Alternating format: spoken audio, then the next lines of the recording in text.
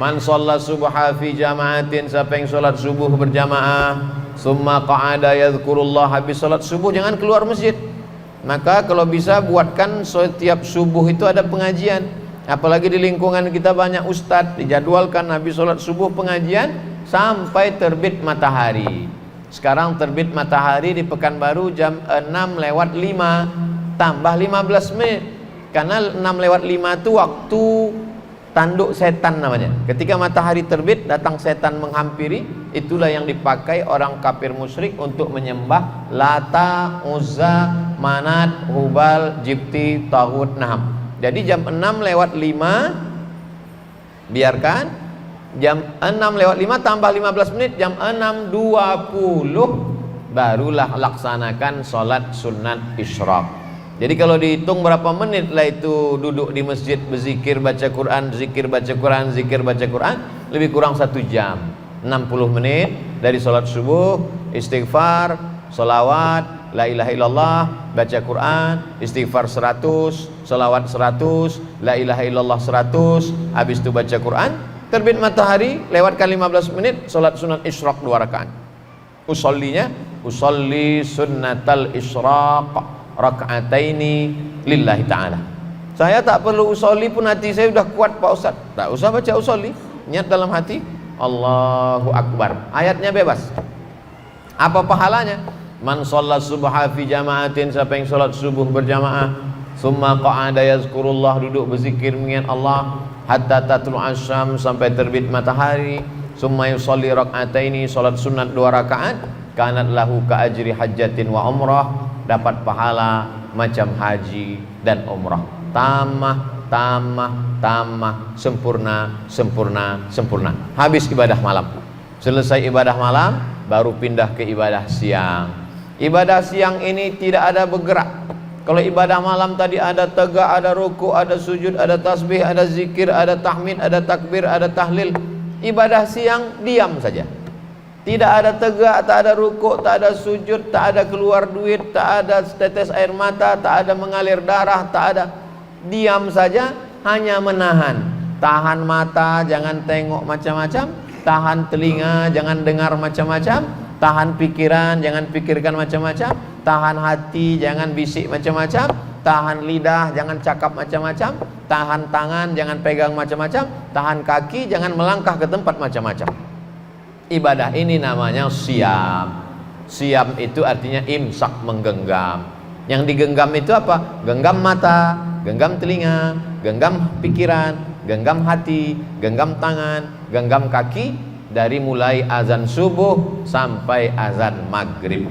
Inilah ibadah yang paling ringan, tapi bagi sebagian orang paling berat. Berapa banyak orang yang tak sanggup menahan mata, tak sanggup menahan telinga, tak sanggup menahan lidah, tak sanggup menahan tangan, tak sanggup menahan kaki, tak sanggup menahan hati, tak sanggup menahan pikiran. Maka kata Nabi, ibadahnya man shoma, siapa yang sanggup menahan waktu siang itu, imanan, pada siang Ramadan, imanan karena iman kepada Allah, wahtisaban, hanya membalaskan meminta balasan dari Allah, ghufir lahu ma taqaddama min dzambi, diampunkan Allah dosa-dosanya yang lalu.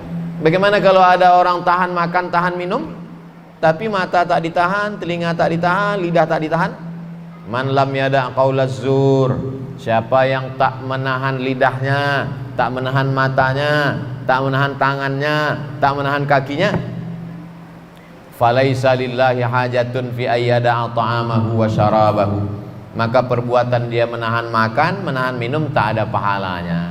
Kata Nabi Muhammad sallallahu alaihi wasallam, rubba sha'imin, betapa banyak orang yang puasa, laisa lahu min shiyamihi, tak dapat apa-apa dari puasanya, illal ju', hanya lapar saja. Illal ju', hanya lapar saja. Maka siang Ramadan, kalau ada orang mengatakan malam itu berat Pak Ustadz, menahan ngantuk, menahan tidur, sholat tarawih, makan banyak, perut kenyang, mengantuk, justru siang paling berat. Karena siang kita menahan mata, menahan yang lain dan lain sebagainya. Tetap sholat zuhur dan asar berjamaah. Lalu kemudian mendekat azan maghrib, waktu afdal berdoa. Jangan sampai, kalau bisa jam 6 menjelang maghrib 6.20, Dari mulai jam 6 itu duduk, baca Quran, zikir, selawat, berdoa. Doa yang pertama, karena waktu yang afdal berdoa menjelang berbuka. Duduk, keluarga, duduk, berdoa. Doa diri dulu. Rabbi firli, habis itu kedua orang tua, wali walidayya warhamhuma kama rabbayani shaghira. Setelah diri sama orang tua, anak, Rabbi habli minas shalihin. Setelah itu keluarga, Rabbana hablana minaz azwajina wa dzurriyyatina qurrata a'yun waj'alna lil muttaqina imama. Setelah itu tetangga, sahabat, jamaah, Rabbana ighfir lana dzunubana wa li ikhwanina alladzina sabaquna bil iman. Bagi yang tak bisa bahasa Arab, bahasa Indonesia, bahasa Melayu, bahasa Jawa, bahasa Batak, bahasa Minang, sesuai dengan bahasa yang kita fahami, minta kepada Allah. Doa itu yang penting diawali dengan 4. A'udzubillahi minasyaitonirrajim. Bismillahirrahmanirrahim. Alhamdulillahirabbil alamin. Wassalatu wassalamu ala asyrafil anbiya'i wal mursalin. Bismillahirrahmanirrahim. Bismillah. Alhamdulillahirabbil alamin. Alhamdulillah. Wassalatu wassalamu ala asyrafil anbiya'i wal mursalin. Salawat. A'udzubillah, bismillah, alhamdulillah, salawat. Setelah itu minta apa yang mau diminta dengan bahasa kita masing-masing. Kemudian ditutup lagi dengan salawat. Wassallallahu ala sayyidina Muhammad wa ala alihi washabihi wasallam walhamdulillahirabbil alamin. Azan berkumandang, lalu kemudian berbuka puasa. Dianjurkan dengan kurma yang ganjil. 1, 3, 5. Kenapa kurma? Karena kurma manis. Sedangkan perut kita ini panas. Kalau diisi dengan es yang pedas-pedas, usus kita luka. Maka diisi dengan yang hangat, dengan kurma, dengan yang manis, dengan air putih. Setelah itu sholat maghrib. Hawa nafsu itu yang tadi siang semua mau diminum, semua mau dimakan, masuk air 2-3 teguk, masuk kurma 1-3-5, habis itu semua dunia ini tak ada lagi artinya. Allah sedang mengajarkan betapa hawa nafsu itu hanya sebatas itu saja. Kaji kita pada kesempatan dari maghrib ke isya ini sudah membahas 24 jam amal-amal Ramadan, dari mulai sholat tarawih, witir, tidur, sholat-sholat sunat, sampailah balik kepada maghrib. Mudah-mudahan bermanfaat untuk bekal kita bersama.